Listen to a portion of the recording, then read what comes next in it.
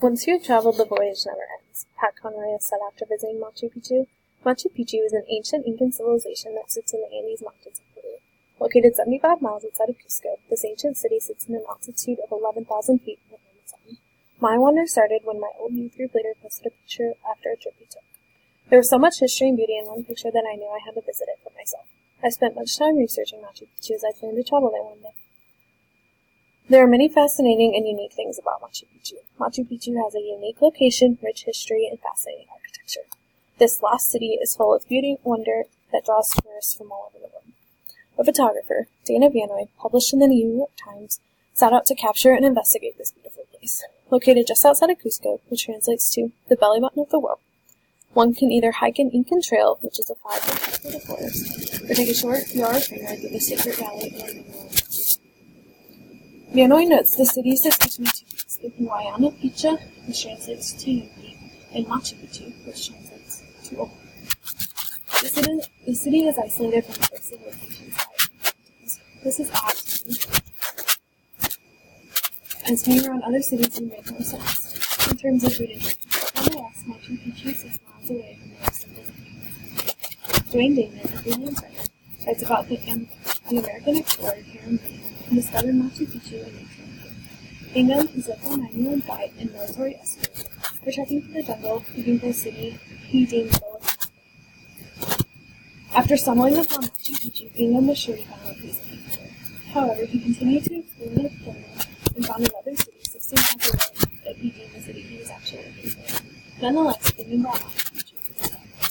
A year after, Bingham returned with the National Geographic Society to investigate Machu Picchu. This is only uncovered graves and recovered artifacts.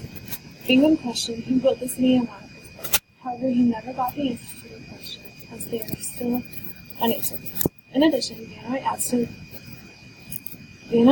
the history of the city by saying that Spain has never accounted for the city in any ancient documents, leading historians to believe that they didn't know it was there. This means the city sat in the jungle for over 300 years before anybody could discover it. Vanoy also notes that natives have lived in the Amazons for thousands and thousands of years. The Incans were considered the divine children of the sun. Their empire expanded during the 11th century as they left the forest and conquered the tribes of the coast. Machu Picchu was believed to be built in the 1400s. However, after the surrender was complete, the Spanish began invading the Incan Empire and in 1571 beheaded the king, Tupac Amaru. After this, Spain controlled Peru for 300 years before Peru won its independence in 1890. Vanoy's mission was to photograph Machu Picchu. The picture showed the 200 structures which housed around 1,000 people. Some structures include houses, lookout platforms, terraces, irrigation channels for farming, and staircases. Carly Shuna, another New York Times writer, writes about the structures of Machu Picchu. Shuna notes that every building was built entirely of stone. Each piece was cut perfectly to fit with the wine next to it and under it. The key piece of this mystery is the isolation of Machu Picchu. How did the Incans get this so much space? Many trails from Machu Picchu to Cusco indicating that they walked back and forth frequently.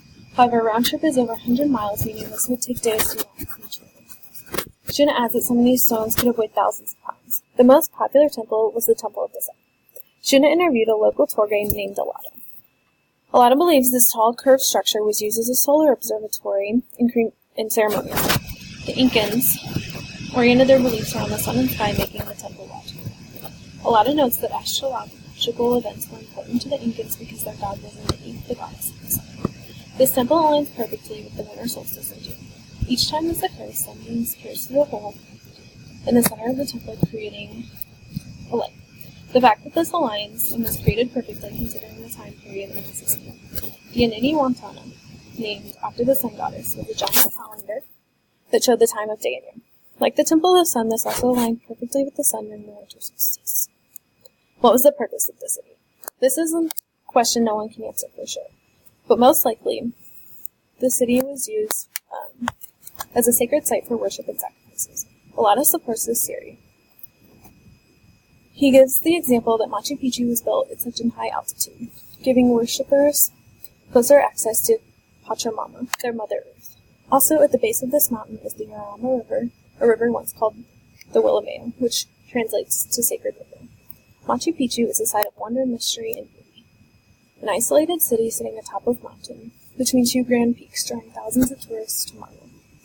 The city embodies many perfections, each dwelling constructed perfectly so that they have remained intact for over 500 years. Some buildings constructed in perfect alignment with the sun. The mystery behind how and why the city was created adds to the wonder that goes along with it. Considering the complete lack of technology, the fact that this creation exists is incredible.